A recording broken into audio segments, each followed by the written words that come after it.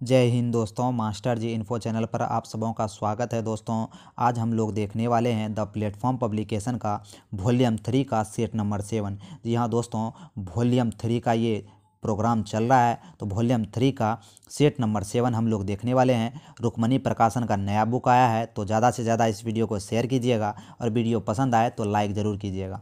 बिहार सचिवालय संबंधित बहुत सारे प्रैक्टिस सेट यहाँ पर आपको अवेलेबल करा दिए गए हैं। चलते हैं दोस्तों, एडवोकेट जनरल यानी कि महाधिवक्ता का पद का उल्लेख संविधान के कौन से अनुच्छेद में है? तो अनुच्छेद 165 में जो है दोस्तों एडवोकेट जनरल यानी कि महाधिवक्ता पद का उल्लेख किया गया है। दूसरा नंबर प्रश्न है, लोकसभा का कार्यकाल कितनी बार 6 वर्ष कर दिया गया? तो लोकसभा का कार्यकाल एक बार जो है दोस्तों 6 वर्ष कर दिया गया था। नेक्स्ट क्वेश्चन है कि सरकारिया आयोग का गठन किस विषय पर रिपोर्ट देने के लिए किया गया था? तो सरकारिया आयोग का गठन केंद्र राज्य संबंध के बारे में रिपोर्ट तैयार करने के लिए दिया गया था। नेक्स्ट क्वेश्चन है 4 नंबर प्रश्न, अल्प विकसित देशों में गरीबी का मुख्य कारण क्या है? तो अल्प विकसित देशों में गरीबी का मुख्य कारण आय की असमानता है। आय की यानी कि इनकम की असमानता के कारण हमारा देश जो है अल्प विकसित देशों में आता है। नेक्स्ट क्वेश्चन की बात करें दोस्तों, स्वतंत्र भारत में देश की प्रथम औद्योगिक क्रांति की घोषणा किस वर्ष हुई थी? तो स्वतंत्र भारत में प्रथम औद्योगिक क्रांति की घोषणा हुई थी 1948 में। कब? 1948 में सर्वप्रथम भारत में प्रथम औद्योगिक नीति की घोषणा हुई थी। नेक्स्ट क्वेश्चन की बात करें दोस्तों, डैश के बाद की अवधि के दौरान खाद्यान्न विशेषतः गेहूं का उत्पादन में वृद्धि हुई? तो हरित क्रांति जो स्टार्ट हुई थी दोस्तों, हरित क्रांति के बाद जो है खाद्यान्नों के उत्पादन में, मोटे अनाजों में उत्पादन में वृद्धि हुई थी। तो हरित क्रांति की बात कर रहा है, तो 1966 से 67 के बीच हरित क्रांति हुई थी दोस्तों। उस अवधि के दौरान खाद्यान्न यानी विशेषतः गेहूं के उत्पादन में काफ़ी ज़्यादा बढ़ोतरी हुई थी। तो option number D is the right answer. Next question है, पद फोर्थ स्टेट का संबंध किससे है? तो फोर्थ स्टेट का जो यहाँ पर स्टेट का जो संबंध यहाँ हो जाएगा दोस्तों, वह हो जाएगा किससे? पत्रकारिता से। फोर्थ स्टेट का संबंध किससे हो जाएगा? पत्रकारिता से यानी कि प्रेस से। नेक्स्ट क्वेश्चन की बात करें दोस्तों, 8 नंबर प्रश्न, निम्नलिखित में से किस कोटि के कामगारों को खेतीहर कहा जाता है? तो किस कोटि के कामगारों को खेतीहर कहा जाता है? तो जो दूसरे की ज़मीन पर खेती करते हैं उसे क्या कहा जाता है? तो खेतीहर कहा जाता है। जो दूसरे की ज़मीनों पर खेती किया करते हैं दोस्तों, वह कामगारों को खेतीहर किसान कहा जाता है। नेक्स्ट क्वेश्चन है, IST तथा GMT में समय अंतराल कितना है? तो IST इंडिया का टाइम जोन और बात करें इंग्लैंड का टाइम जोन में कितना का अंतर है? तो 5.5 घंटे का अंतर है। कितना का अंतर है? 5.5 घंटे का अंतर है। नेक्स्ट क्वेश्चन की बात करें दोस्तों, उच्च न्यायालय ने किस मामलों में मौलिक अधिकारों की प्रमुखता राज्य के नीति निर्देशक सिद्धांतों से ऊपर स्थापित की है? तो 10 का यहाँ जो सही आंसर हो जाएगा गोकलनाथ का मामला।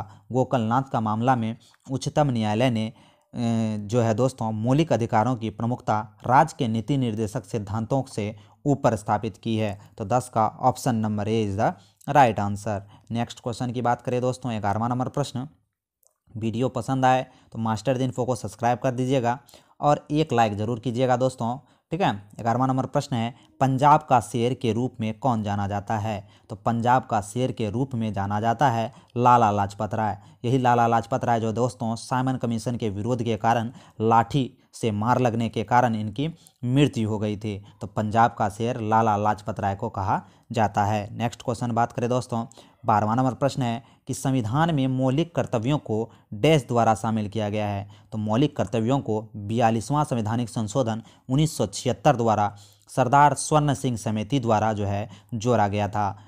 भाग 4 का क में, अनुच्छेद 51 का क में इसे शामिल किया गया है मौलिक कर्तव्यों को। मौलिक कर्तव्यों की संख्या वर्तमान में 11 है। नेक्स्ट क्वेश्चन की बात करें दोस्तों, लोकसभा में अविश्वास प्रस्ताव प्रस्तुत करने के लिए कम से कम कितने सदस्यों का समर्थन होना चाहिए? तो अगर लोकसभा में आपको अविश्वास प्रस्ताव पारित करना है दोस्तों या रखना है, तो इसके लिए जो है दोस्तों कितने सदस्यों की मान्यता होनी चाहिए? तो कम से कम 50 सदस्यों की मान्यता होनी चाहिए, ठीक है। 50 सदस्यों के समर्थन के बिना आप लोकसभा में अविश्वास प्रस्ताव नहीं रख सकते हैं। नेक्स्ट क्वेश्चन है 14 नंबर प्रश्न, भारत में उच्चतम न्यायालय के न्यायाधीश के रूप में नियुक्ति के लिए निम्नलिखित में से कौन सा अर्हता अनिवार्य नहीं है। यानी कि आपको अगर उच्चतम न्यायालय का न्यायाधीश बनना है दोस्तों, तो इनमें से कौन सा अर्हता आपके लिए उपयुक्त नहीं है, यानी कि वो नहीं भी रहेगा तो चलेगा। तो 14 का यहाँ कौन सा आंसर हो जाएगा दोस्तों? भारत का नागरिक होना चाहिए। जी हाँ, सही है। आयु कम से कम 35 वर्ष होना चाहिए, यही नहीं होगा दोस्तों। 35 वर्ष की आयु तो राष्ट्रपति और उपराष्ट्रपति के बारे में, तो यहाँ ये आंसर जो होगा बी होगा। पूछ रहा है कौन नहीं है, और सब देख लेते हैं।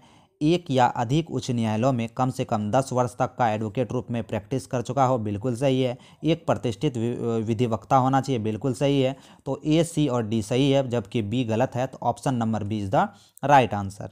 नेक्स्ट क्वेश्चन की बात करें दोस्तों, आर्यों का भारत में प्रथम अस्थायी आवास था। तो आर्यों का भारत में प्रथम अस्थायी आवास था पंजाब। ठीक है दोस्तों, आर्यों का भारत में प्रथम अस्थायी आवास पंजाब था। 16 नंबर प्रश्न है, उपनिषद पुस्तकें हैं डैश पर। उपनिषद जो पुस्तकें हैं दोस्तों, यह दर्शन पर आधारित है। उपनिषद पुस्तक किस पर आधारित है? दर्शन पर आधारित है। 17 नंबर प्रश्न है, नेसेट किस देश की संसद का नाम है? तो नेसेट जो है दोस्तों, यह इजराइल की संसद को नेसेट कहते हैं। इजराइल की संसद को नेसेट कहते हैं। ठीक है, नेक्स्ट क्वेश्चन चलते हैं 18 नंबर प्रश्न की ओर। केंद्र योजना के मसौदे को अंततः कौन अनुमोदित करता है? तो कौन अनुमोदित करेगा दोस्तों? तो राष्ट्रीय विकास परिषद, जिसे CSO कहा जाता है। CSO द्वारा केंद्र योजना के मसौदे को अंततः अनुमोदित किया जाता है। तो ऑप्शन नंबर बी यहाँ पर सही आंसर होगा।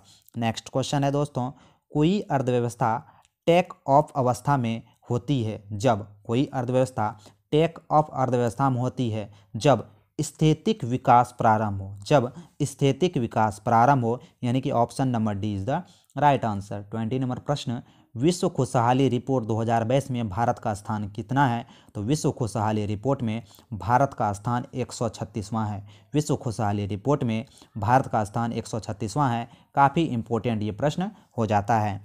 नेक्स्ट क्वेश्चन की बात करें, 21 नंबर प्रश्न है, यूरोप तथा अफ्रीका को कौन सी जल संधि पृथक करती है? तो यूरोप और अफ्रीका को अलग करने वाली जो जल संधि है दोस्तों, वो जिब्राल्टर जल संधि हो जाएगी।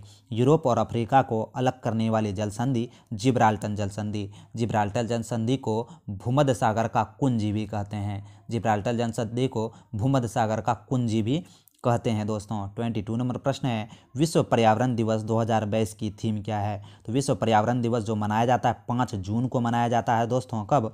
5 जून को विश्व पर्यावरण दिवस मनाया जाता है।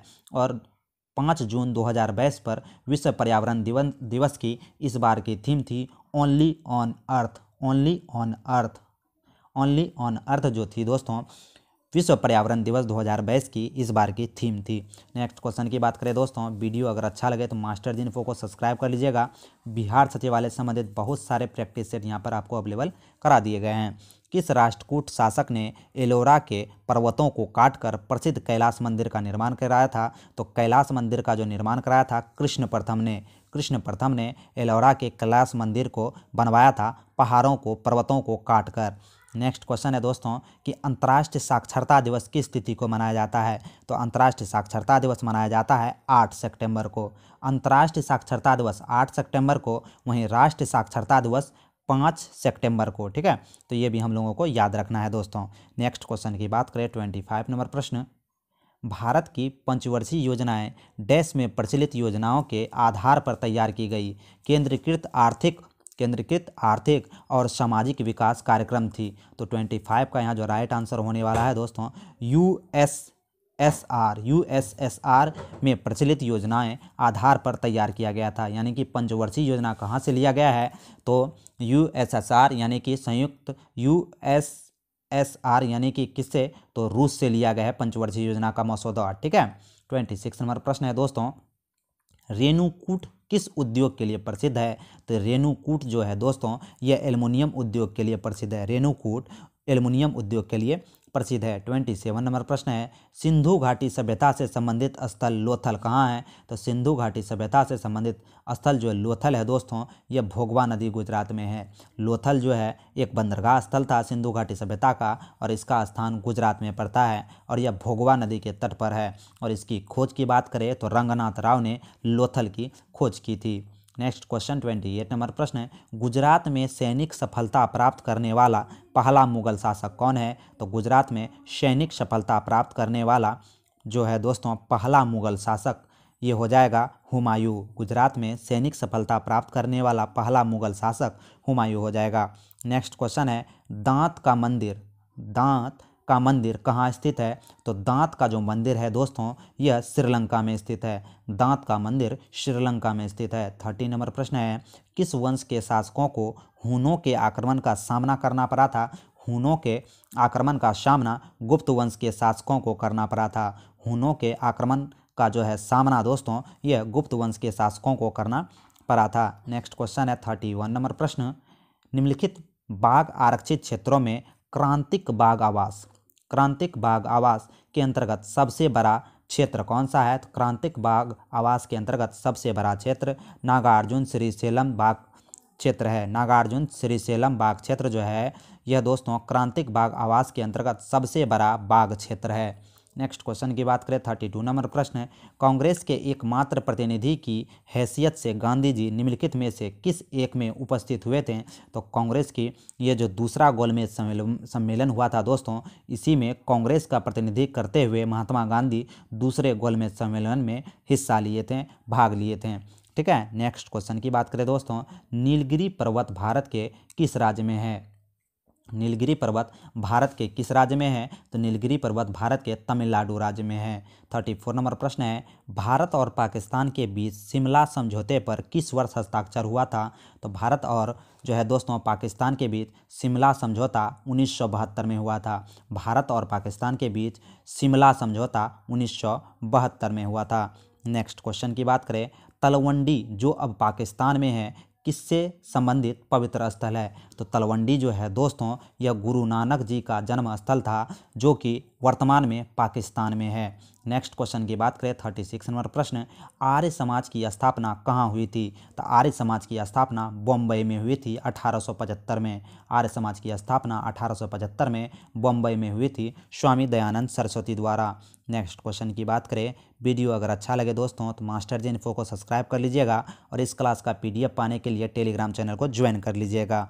नेक्स्ट क्वेश्चन है 37 नंबर प्रश्न, संसार का सबसे बड़ा गर्म मरुस्थल कौन सा है? तो संसार का सबसे बड़ा गर्म मरुस्थल कौन हो जाएगा? सहारा मरुस्थल। कौन हो जाएगा? सहारा मरुस्थल, जो कि उत्तरी अफ्रीका में पड़ता है दोस्तों। नेक्स्ट क्वेश्चन 38 नंबर प्रश्न, निम्नलिखित में कौन भारत की संसद का भाग नहीं है? तो भारत का संसद का भाग राष्ट्रपति होगा, लोकसभा होगा, राज्यसभा होगा, मंत्रिपरिषद जो है दोस्तों यहाँ पर राइट आंसर हो जाएगा कि यह संसद का भाग नहीं है। संसद में राज्यसभा, लोकसभा और राष्ट्रपति होते हैं। ठीक है। नेक्स्ट क्वेश्चन की बात करें 39 नंबर प्रश्न, भारत में शकों के प्रभुत्व को नष्ट करने वाला शासक कौन था? तो भारत में शकों का प्रभुत्व को नष्ट करने वाला शासक कौन था दोस्तों? तो ये हो जाएगा चंद्रगुप्त द्वितीय। चंद्रगुप्त द्वितीय ने भारत में शकों को पराजित किया था। नेक्स्ट क्वेश्चन है 14 नंबर प्रश्न, सर्वाधिक महत्वपूर्ण ब्राह्मण ग्रंथ कौन सा है? तो सर्वाधिक महत्वपूर्ण ब्राह्मण ग्रंथ शतपथ ब्राह्मण ग्रंथ है। कौन सा ब्राह्मण ग्रंथ? शतपथ ब्राह्मण ग्रंथ। नेक्स्ट क्वेश्चन 41 नंबर प्रश्न, सूरत में अंग्रेजों को फैक्ट्री खोलने की आज्ञा देने के लिए फरमान जारी करने वाला पहला मुगल सम्राट कौन था? तो ये पहला मुगल सम्राट जहांगीर था। सूरत में अंग्रेजों की पहली फैक्ट्री खोलने की आज्ञा देने वाला पहला मुगल सम्राट जहांगीर था। ये भी हम लोग याद रखेंगे। 42 नंबर प्रश्न है, स्वर्ण ट्रांस यानी कि रिजर्व ट्रांस निर्देशित करता है? तो रिजर्व ट्रांस जो है दोस्तों यह निर्देशित करता है कि IMF द्वारा इसके सदस्यों को प्रदत्त एक साख प्रणाली को IMF द्वारा इसके सदस्यों को प्रदत्त एक साख प्रणाली को रिजर्व ट्रांस निर्देशित करता है। नेक्स्ट क्वेश्चन है 43 नंबर प्रश्न, किस कंपनी को फीफा विश्व कप 2022 का आधिकारिक स्पॉन्सर चुना गया? तो 43 का यहाँ जो सही आंसर हो जाएगा दोस्तों यह हो जाएगा बायजूस को। सॉरी दोस्तों, किस कंपनी को फीफा विश्व कप 2022 का आधिकारिक स्पॉन्सर? तो फीफा विश्व कप 2022 का आधिकारिक स्पॉन्सर बायजूस को चुना गया है। नेक्स्ट क्वेश्चन है 44 नंबर प्रश्न, हैवलॉक द्वीप का नाम बदलकर क्या रखा गया है? तो हैवलॉक द्वीप का नाम बदलकर रखा गया है दोस्तों स्वराज द्वीप। हैवलॉक द्वीप का नाम बदलकर क्या रखा गया है? तो स्वराज द्वीप हैवलॉक द्वीप का नाम बदलकर रखा गया है। नेक्स्ट क्वेश्चन की बात करें 45 नंबर प्रश्न, 54वां ऑस्कर पुरस्कार 2022 में बेस्ट एक्टर का अवार्ड किन्हें मिला? तो 54वां ऑस्कर पुरस्कार 2022 में बेस्ट एक्टर का जो अवार्ड दिया गया है विल स्मिथ को दिया गया है। किसे? विल स्मिथ को। 46 नंबर प्रश्न है, 1944 ईस्वी में गांधीवादी योजना को किसने विकसित किया था? तो गांधीवादी योजना को विकसित किसने किया था? श्रीमन नारायण अग्रवाल ने। श्रीमन नारायण ने 1944 में गांधीवादी योजना को प्रतिपादित किया था, निर्माण किया था। नेक्स्ट क्वेश्चन है दोस्तों, कोरोमंडल तट निम्नलिखित में से किन दो राज्यों को गृह भूमि है? तो कोरोमंडल तट जो है दोस्तों यह किन दो राज्यों की गृह भूमि है? तो यह तमिलनाडु और आंध्र प्रदेश का तट हो जाएगा। कोरोमंडल तट जो है दोस्तों यह तमिलनाडु और आंध्र प्रदेश का जो है समुद्री तट है। नेक्स्ट क्वेश्चन की बात करें दोस्तों, 48 नंबर प्रश्न है कि भारतीय संविधान के 73वें संशोधन के संदर्भ में निम्नलिखित में से कौन सा कथन सही है? तो 73वां संवैधानिक संशोधन में कौन सा कथन सही है, ये प्रश्न पूछा जा रहा है। तो देखते हैं दोस्तों कौन सा कथन यहाँ पर सही होता है। तो इसमें पंचायतों के स्वशासन की संस्था स्वीकार किया गया, बिल्कुल सही है दोस्तों। इनमें शहरी स्थानीय सरकार की स्वशासन की संस्था स्वीकार किया गया, ये नहीं किया गया, यह 74वां संवैधानिक संशोधन द्वारा किया गया है। तो 73वां द्वारा सिर्फ एक किया गया है, तो केवल एक आंसर हो जाएगा। Option number C is the right answer. Next question चलते हैं 49 नंबर प्रश्न की ओर।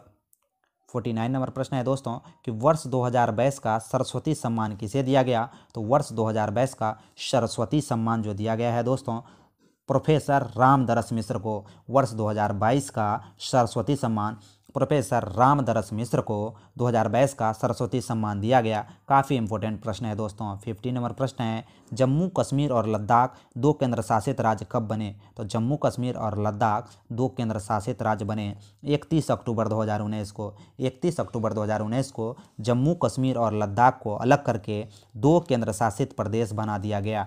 नेक्स्ट क्वेश्चन की बात करें दोस्तों, 51 नंबर प्रश्न है, जो पदार्थ जल के संपर्क में आने पर तत्काल कोलाइडी विलयन बना लेता है उसे क्या कहते हैं? तो उसे क्या कहेंगे दोस्तों? उसे जलरागी कोलाइड कहेंगे। जो पदार्थ जल के संपर्क में आने पर तत्काल कोलाइडी विलयन बना लेता है उसे जलरागी कोलाइड कहते हैं। 52 नंबर प्रश्न है, ब्रह्मा अंतरिक्ष में बाहरी अंतरिक्ष में किसी अंतरिक्ष यात्री को आकाश दिखाई देगा। तो बाहरी अंतरिक्ष से किसी यात्री को अंतरिक्ष जो दिखाई देगा वह काला दिखाई देगा। क्या कैसा दिखाई देगा? काला दिखाई देगा। 53 नंबर प्रश्न है दोस्तों कि अबिंदुकता का दोष दूर करने के लिए निम्नलिखित में से किस लेंस का प्रयोग किया जाता है? तो अबिंदुकता को दूर करने के लिए सिलेंडरी लेंस यानी कि द्विफोकसी लेंस का प्रयोग किया जाता है। सिलेंडरी बेलनाकार लेंस का प्रयोग अबिंदुकता को दूर करने में किया जाता है। अबिंदुकता नामक बीमारी को दूर करने के लिए सिलेंडरी लेंस यानी कि जो है बेलनाकार लेंस का प्रयोग किया जाता है। नेक्स्ट क्वेश्चन है कि एक दूसरे से d दूरी पर स्थित m और कैपिटल M और स्मॉल m द्रव्यमान वाली दो वस्तुओं के बीच लगने वाला आकर्षण बल किसके व्युत्क्रमानुपाती होगा? तो दो वस्तुओं के बीच लगने वाला जो आकर्षण बल होगा दोस्तों यह जो है उनके बीच के दूरी के वर्ग के व्युत्क्रमानुपाती होगा। उनके बीच की दूरी के वर्ग के व्युत्क्रमानुपाती होगा अनुपात d²। इस तरह से हम लोग याद रखेंगे दोस्तों, ठीक है। नेक्स्ट क्वेश्चन की बात करें, पहले तापयनिक बल्ब का आविष्कार किसने किया था? तो पहले तापयनिक बल्ब का जो आविष्कार किया था दोस्तों थॉमस एडिसन ने। किसने? थॉमस एडिसन ने पहले तापयनिक बल्ब का आविष्कार किया था। 56 नंबर प्रश्न है, ट्रिटिकम एस्टिवम इनमें से किसका वैज्ञानिक नाम है? तो ट्रिटिकम एस्टिवम किसका वैज्ञानिक नाम यहाँ पर हो जाएगा दोस्तों? तो यह गेहूँ का जो नाम है दोस्तों ट्रिटिकम एस्टिवम है। गेहूँ का नाम क्या हो जाएगा? ट्रिटिकम एस्टिवम गेहूं का वैज्ञानिक नाम है।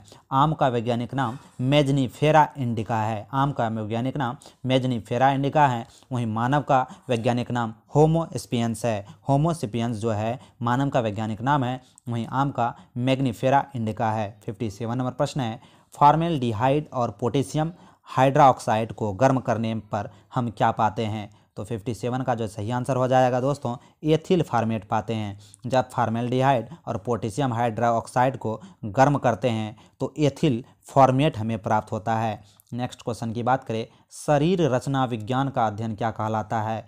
तो शरीर रचना विज्ञान का अध्ययन एनाटॉमी कहलाता है। शरीर रचना विज्ञान का अध्ययन एनाटॉमी कहलाता है। काफ़ी इंपॉर्टेंट प्रश्न है दोस्तों। 59 नंबर प्रश्न है, कौन सी बीमारी सबसे तीव्र गति से फैलती है? तो इनमें से जो है दोस्तों सबसे तीव्र गति से फैलने वाली बीमारी प्लेग है। कौन सी बीमारी सबसे तीव्र गति से फैलती है? तो प्लेग जो है दोस्तों सबसे तीव्र गति से इनमें से फैलने वाली बीमारी है। 60 नंबर प्रश्न है, प्रोटोप्लाज्म शब्द किसने गढ़ा? तो प्रोटोप्लाज्म जो शब्द है दोस्तों इसे जोहान्स इवेंजेलिस्ट पुरकुंजे ने घसा। तो प्रोटोप्लाज्म जो शब्द है दोस्तों इसे पुरकुंजे द्वारा जो है बनाया गया या दिया गया। 61 नंबर प्रश्न है, नींद ना आने के लिए प्रयुक्त डॉक्टरी शब्द क्या है? तो नींद ना आने के लिए प्रयुक्त डॉक्टरी शब्द इंसोमिनिया है। इंसोमिनिया है, ठीक है। Option number B is the right answer. 62 number प्रश्न है, यक्ष्मा रोग पैदा करने वाला कारक क्या है? तो यक्ष्मा रोग जो है दोस्तों यह किसके कारण होता है? तो माइकोबैक्टीरियम के कारण। माइकोबैक्टीरियम के कारण यक्ष्मा रोग या टीबी रोग होता है दोस्तों। चलते हैं नेक्स्ट क्वेश्चन की ओर। 63 नंबर प्रश्न, वीडियो अच्छा लगे तो मास्टर जिन्फो को सब्सक्राइब कर लीजिएगा। बिहार सचिवालय संबंधित बहुत सारे प्रैक्टिस सेट आपको यहाँ पर अवेलेबल करा दिए गए हैं। 63 नंबर प्रश्न है, आहार नाल के किस भाग में प्रोटीन का अमीनो अम्ल में निम्नीकरण होता है? तो आहार नाल के जो है दोस्तों यह किस भाग में होता है? तो यह छोटी आंत में होता है। भोजन का निम्नीकरण छोटी आंत में होता है। भोजन को तोड़ा जाता है, पूर्णतः पचाया जाता है छोटी आंत में।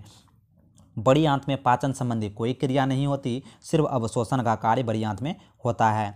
नेक्स्ट क्वेश्चन है 64 नंबर प्रश्न, रुधिर कैंसर का दूसरा नाम क्या है? तो रुधिर कैंसर का जो दूसरा नाम यहाँ हो जाएगा दोस्तों वह क्या हो जाएगा? ल्यूकेमिया। रुधिर कैंसर यानी कि ब्लड कैंसर का दूसरा नाम ल्यूकेमिया हो जाएगा। नेक्स्ट क्वेश्चन की बात करें, चॉकलेट स्वास्थ्य के लिए हानिकारक हो सकते हैं क्योंकि इसमें किसकी मात्रा होती है? तो चॉकलेट स्वास्थ्य के लिए हानिकारक होते हैं क्योंकि इसमें निकेल की मात्रा अधिक होती है।